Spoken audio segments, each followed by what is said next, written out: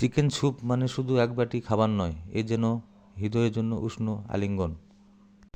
শীতের কুয়াশা ভেজা সকাল কিংবা বৃষ্টি ভেজা এক অলস বিকেল, চিকেন স্যুপের ধোয়া ওঠা সুবাস ঘর ভরে তোলে এক অদ্ভুত শান্তিতে। মুরগির নরম টুকরো আর আদা রসুনের মোলায়েমের ঘ্রাণ, গোলমরিচের হালকা ঝাঁঝ আর রঙিন সবজির মেলবন্ধন প্রতিটি চমকে দেয় স্বাদ ও স্বস্তির গল্প।